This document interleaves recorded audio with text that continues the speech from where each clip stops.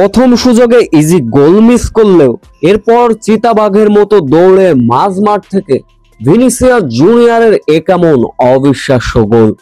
রীতিমতো একামন চরম উত্তেজনায় দাপট দেখালো রিয়াল মাদ্রিদ।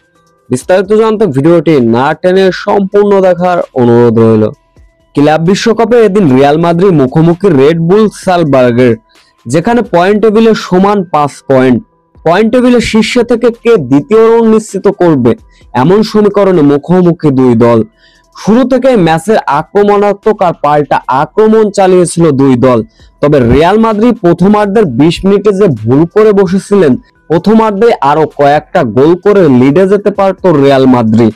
ম্যাচের বয়স যখন 19 মিনিট, রিয়াল মাদ্রিদ ফুটবলের দুর্দান্ত একটা পাস, সেটা ভিনিসিয়াস জুনিয়র গোলরক্ষককে একা পেয়েও গোল করতে পেরেছিলেন না, যার ফলে হতাশার মাত্রা বেড়ে গিয়েছিল রিয়াল মাদ্রিদ। কিন্তু ভিনিসিয়াস জুনিয়র তিনি জানেন কিভাবে কামব্যাক করতে হয়। এরপর ম্যাচের বয়স যখন প্রথমার্ধের শেষ ভাগ অর্থাৎ 40 মিনিট, ভিনিসিয়াস জুনিয়র মাঝ মাঠ থেকে একা চিতাবাঘের মতো দৌড়ে গেলেন। সেইখানে ডিবক্সের থেকে বুদ্ধিমত্তা একটা অবিশ্বাস্য গোল করলেন। এরপর প্রথমার্ধের লিডে যায় রিয়াল মাদ্রিদ। পুরো ম্যাচে এরপর দাপট দেখালো রিয়াল মাদ্রিদ। চরম উত্তেজনাপূর্ণ ম্যাচে ভিনিসিয়াস জুনিয়র যেন একাই ছিলেন 100।